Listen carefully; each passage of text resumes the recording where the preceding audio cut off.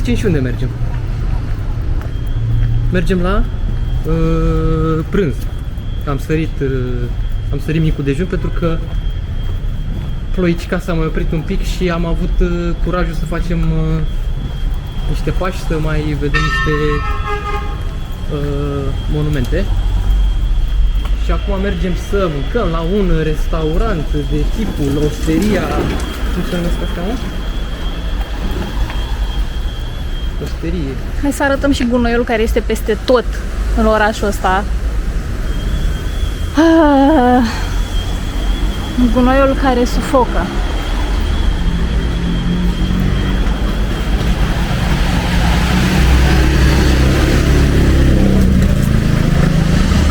Ai grijă la trecere acum. Hai acum, hai acum. Și mașinile. Of. Care treaba cu decorațiunile astea pe străzi? Sunt decorațiunile de Crăciun și l-au mai dat jos. Eu asta cred. Asta cred cu tărie. Ai grijă la... Yep.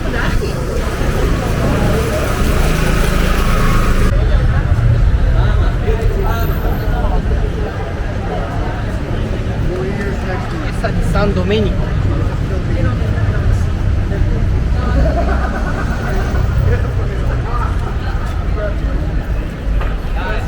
Ai grijă pe unde calci. Să te împiedici de pietrele astea. Yes.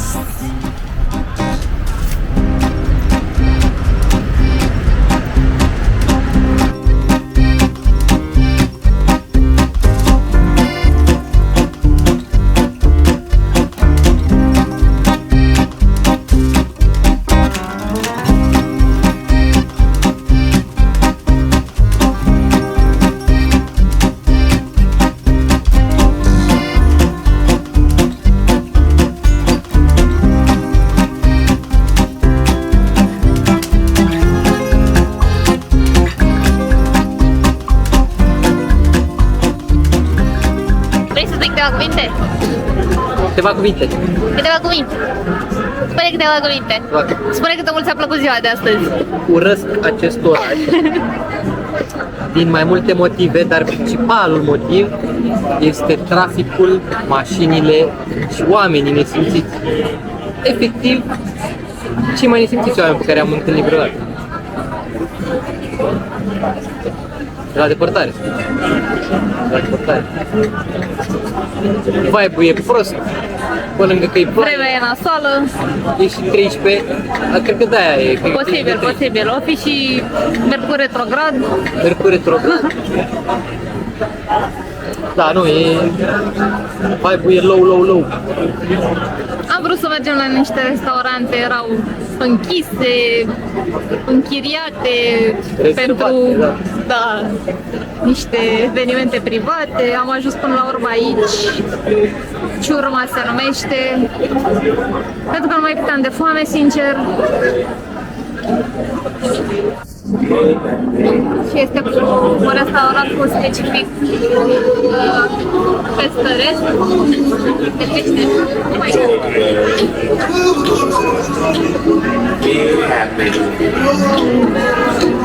Gata, show-ul nostru a fost întrerupt. Opa, a venit mâncarea. Doesn't matter. Thank you. Say hi.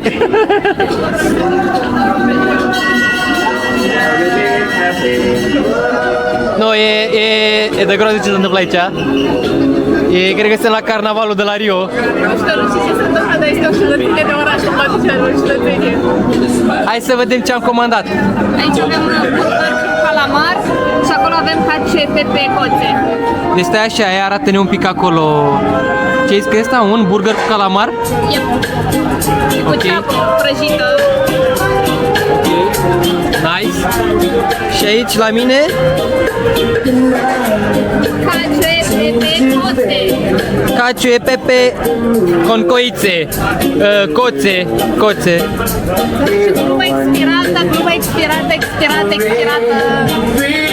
Hai să dăm.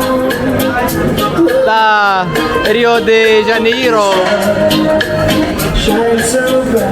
revenim cu feedback-ul despre mâncărică la final. Momentan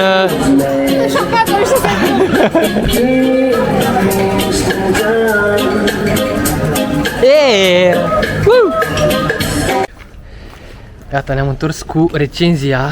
Nu știu dacă s-a auzit prea bine că era o gălăgie, era o hârmălaie uriașă. Hai să mai spunem o dată ce am mâncat. Ce ai avut acolo? Am mâncat un burger cu calamar, niște felii de parmezan, ceapă caramelizată și dulceață de smochine. Asta a fost bun, combinația a fost bună, este un sandwich bun, un burger bun. Iar porția de paste, cacio e pepe, coțe. A fost meh, sincer, cred că noi le facem mai bune acasă, sincer. Da, nu știu. M-aș aștepta să fie puțin mai cremoase. Mie îmi plac brânzeturile, îmi place piperul, îmi plac și scoicile, dar așa, nu știu, mi s-a părut un pic cam muscate, nu aveau suficient sos și erau astea, spaghetele un pic cam groase, adică atunci când te apucai să pui în furculiță și băgai în gură, mestecai așa. Una peste alta, ce notare ai da ca stele Michelin? Ai da Păi, sau n-ai da? Dau 1. Ai da o stea? N-a fost rău. Ai da o stea? Da. Adică consider că a fost bun. A fost bun, n-a fost ceva oribil, dar nu pot să spun că mi-a plăcut peste așa. Ăla, sandwich de calamar, burger de calamar sau ce a fost, el a fost bun, ăla mi-a plăcut, ăla a fost foarte bun chiar. Eu personal Dar pastele, aș merge cu 0 stele de data asta.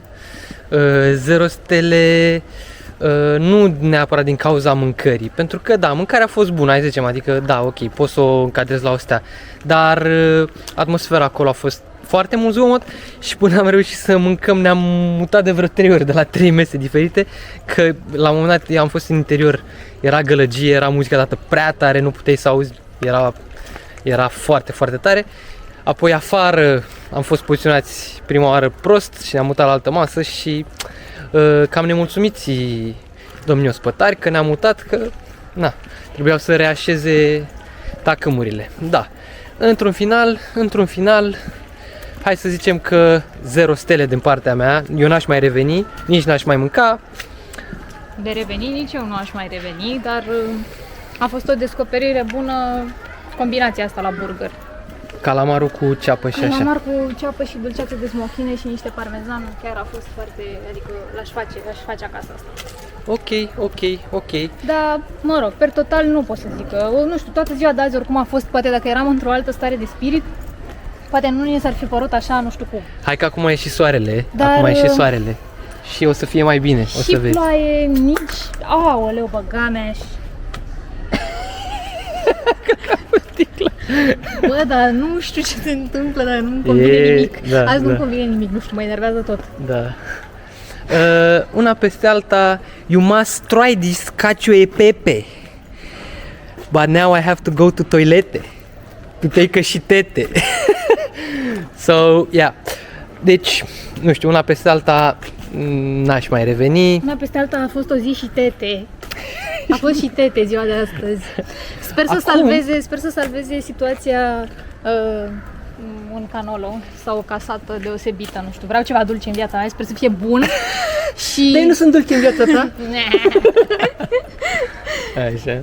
Aoleu. Și, deci mergem la un canalo? Oh, nu, să sperăm că nu e canalul. Acum nu știu dacă mai vreau să mai merg. O să mergem și o să vedem. Băi, ai trecut acolo pe Google Maps, cred că e ce trebuie. Cred că ăsta la care am fost acum nu a fost trecut nicăieri. Am fost pentru că nu mai puteam de foame, după nenumărate eșecuri în a găsi... Cum s-a chemat? Ciurma. Aoleu. Ciurma, nu? Ciurma, da. Ciurma scapă turma. Ciurma, nu știu, până la urmă, N-a scăpat, da, nu. era cumva în zona în care ne aflam noi și review-urile erau bune pentru burgeri. De fapt, ciurma cred că a venit de la Ciulama. Hai să o luăm pe aici.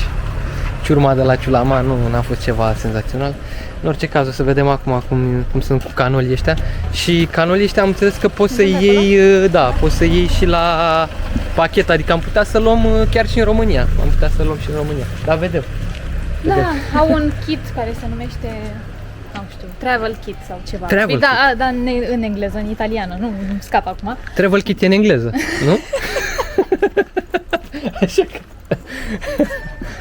Ok. Mă rog, da. Și revenim cu recenzia, cu Canalo, vedem. Nota a fost, cât a fost nota? 27, 70 28 de euro, da, în care au cuprins cei 4 euro pentru... Coperto, care înseamnă, nu știu exact sincer ce înseamnă coperto ăsta, faptul că ți așează masa și, nu știu, cred că este ciubucul... Eu cred că ne-au băgat 4 euro că ne-am mutat de 3 ori și cred că ne-au crescut prețul. Nu știu ce să zic, am văzut că în multe părți e 2 euro de persoană, ceea ce se pare multicel, dar mă rog, în fine. Da. Așa, deci burgerul parcă a fost 11 euro, nu? Și pastele 12, cred. Ceva de genul, 10 cu 12, apa da. 2 euro? Da. Sau și apa 2 euro, da. Deci, și cei 4 euro, da. Cei 4 euro, așa. Cam asta. Ok. Ce prețuri cam mari. Altceva mai avem de adăugat? Nu mai știu. Nu mai știu. În orice caz. Dacă mai avem altceva, revenim. Andreesca, aveți legătura. Ai legătura? Sunt mulțumită. Ești fericită? Ai acum ceva dulce în viața ta? Da. Ce anume ai dulce? Sunt imensi și arată super bine. Sunt mulțumită. Ce sunt ăștia, mă? Canalul din aia? Băi, dau una de te... Așa, aici ce e chestia asta uriașă? O cafeluță, un doppio, ok. Un doppio de cafea. Zici că e un dop din ăla de cum vindeau la noi semințe cu dopul, așa e cafea acolo. De chiar e mare, era un pahar mare. Un dop mare. Așa. Da. Prezintă-ne. Arată foarte bine. Ce să prezint? Prezintă-ne ce conține acest canolo, din ce sunt făcuți. E o chestie specifică Siciliei sau Italiei sau... Băi, te bat, mă. Da, mă, e un desert sicilian ăsta. Așa? Sicilian? Da. Și, nu știu, să sperăm că e bun. E un aluat care este prăjit. Chestia asta e prăjită. Nu știi de ce te-am întrebat? Deci, pentru că eu știam că, în general, canolul ăsta e specific Italiei, dar nu știam că e specific neapărat Siciliei. Da, desert sicilian. Deci este sicilian? Da. Am înțeles, ok. Sicilian. Deci e de la mama lor. De deserturi și trebuie să mai căutăm și casata undeva, care e tot desert sicilian, ca să îl gustăm. Ok. Așa, și umplutura cred că este ricota, ceva, nu știu ce este, habar n-am. Cu niște fistic? Nu știu, ceva, o cremă albă, nu știu ce e. Și toppingul ăsta, fistic și goce de ciocolată. Ok, ok. Cât am dat pe chestiile astea? 2,50 € bucata și 1 euro cafea. Bă, cam scumpe canolii astea. Nu sunt chiar scumpi, pentru că la noi în Românica niște din ăștia mult mai mici și costă vreo 20 de lei. 20 de lei la noi, unul mai mic? Apropo că aveau și aici mai mici, dar era doar 1 euro unul. Da. Ok, deci mai mici 1 euro. Da, așa sunt destul de mari, dar na, vreo 12-13 lei cât vine o chestie din asta? Ia zi, cum e? Mamă! Mamă? E mamă? E mămica ta, acest canal? Mamă, sunt niște norișori lăptoși. Mamă, ce bun e. Hai că mi-ai făcut poftă. Haide, gata, ia. Stai așa să văd dacă... Ia să vedem. Mamă, cât de bună e crema. Confruntarea.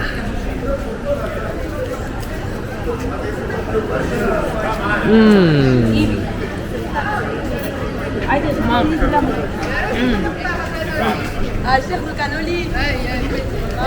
Ăștia au salvat ziua. Revenim. Cum a fost poftă bună la cafeluță? Foarte bun. Foarte bun? Foarte bun și foarte mare. Pentru cei care vin în Italia trebuie neapărat să bage un canolo grande, neapărat, dar și o porchetta din aia, neapărat. Deci sunt două must-have-uri dacă vii în Italia, în Palermo, în Sicilia, habar n-am, oriunde pe planeta asta trebuie să încerci grande canolo și era să zic pistachio, porchetta. Hai să filmăm un pic și unde am mâncat. Deci asta este locația Supremium, 2,50 € și 1 euro la mic. Și o să încercăm mai încolo și a zis Oana acest granite di frutta fresca se cheamă. Ce e asta? Suc de fructe, proaspăt stors, amestecat cu gheață. Adică sunt shaker-urile alea pe care le beam noi în... Eram mici, dar erau cu colorant și cu zahăr Adevăratul suc e aici. Adevăratul suc e aici. De aici vine. Din Sicilia, nu? Am înțeles. Mie mi s-a părut destul de original și ce beam când aveam 10 ani. Mi se părea super original, sincer. Părea rău. Da, autentic. Ca aromă mi se părea destul de autentic. Da. Bun, și revenim. Poftă bună la cafeluță în continuare. Și nu uitați, luați cu călăvie.